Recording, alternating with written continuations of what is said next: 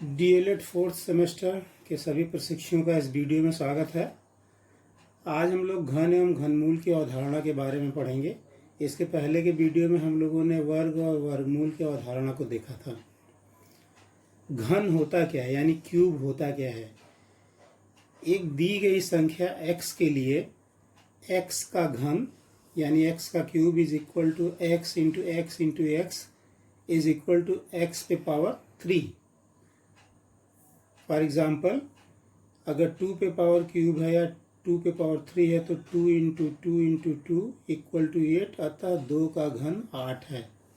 इसी तरह से 3 पे power 3 is equal to 3 into three is equal to 27, अतः 3 का घन जो है वो 27 है। तो ये तो हुआ घन। इसी तरह से हम देखेंगे कि पूर्ण घन यानी परफेक्ट क्यूब क्या होता है। तो परफेक्ट क्यूब के बारे में अगर हम डिफाइन करना चाहें तो पूर्ण घन एक प्राकृतिक संख्या को पूर्ण घन तब कहा जाएगा जब वह किसी प्रकार प्राकृतिक संख्या की घन हो। यानी एक प्राकृतिक संख्या पूर्ण घन तब होगी जब वह किसी प्राकृतिक संख्या का जो है घन होगी। यहाँ पर एग्जाम्पल दिया हुआ है, जैसे 1 का घन या 1 का क्यूब इक्वल टू 1, 2 का क्यूब इज इक्वल टू 8, 3 का क्यूब इज इक्वल टू 27, 4 का क्यूब इज इक्वल टू 64, 5 का क्यूब इज इक्वल टू 125 आदि। अतः यहाँ पर 1, 8, 27, 64 और 125 ये सभी संख्याएं पूर्ण घन हैं। अब इसको एक क्वेश्चन के माध्यम से हम लोग समझेंगे।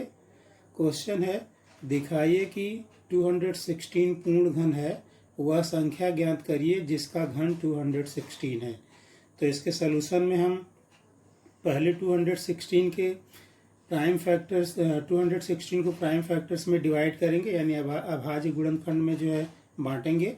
तो यहाँ पे हमने इसको किया हुआ है 216 डिवाइडेड बाई 2, तो 108 है। 108 डिवाइडेड बाई 2 54, 54 डिवाइडेड बाई 27, फिर 27 को 3 से, फिर 9 को 3 से, फिर 3 को 3 से डिवाइड किया।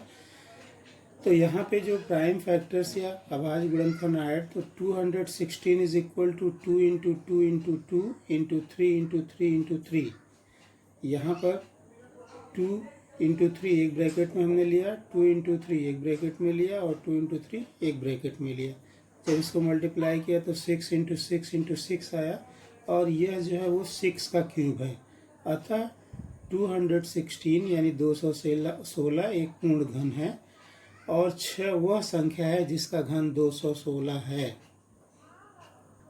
यहाँ पर एक दूसरा क्वेश्चन है, और क्वेश्चन है वह छोटी से छोटी संख्या बताइए या वह छोटी संख्या बताइए जिससे 3087 में गुणा करने पर पूर्ण घन बन जाए।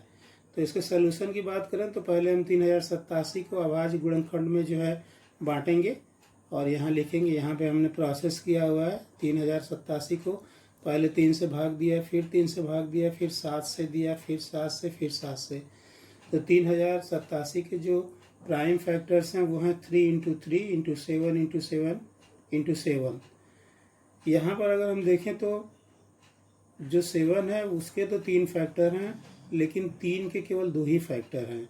अतः 3087 के पूर्ण घन बनने के लिए हम यहाँ पर क्या करेंगे कि 3 से गुणा करेंगे। अगर हम 3 से गुणा करेंगे तो 3 का भी जो है वो 3 वैल्यू जो है हो जाएगा, और तब यहाँ हम एक 3 की वैल्यू ले लेंगे और एक 7 की वैल्यू ले लेंगे, तो हमें जो पूर्ण घन है वो मिल जाएगा।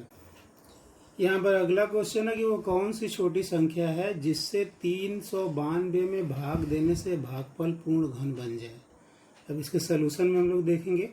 तो पहले हम 392 के जो प्राइम फैक्टर्स यानी अभाज्य गुणनखंड उसे निकालेंगे। यहाँ पे हमने 392 के जो अभाज्य गुणनखंड है उनको फाइंड आउट किया हुआ है। तो वो जो है 2, 2, 2, 7 और 7 जो है यहाँ पे मिला हुआ है। तो यहाँ पे 392 बराबर 2 गुणे 2 गुणे 2 गुणे 7 गुणे 7।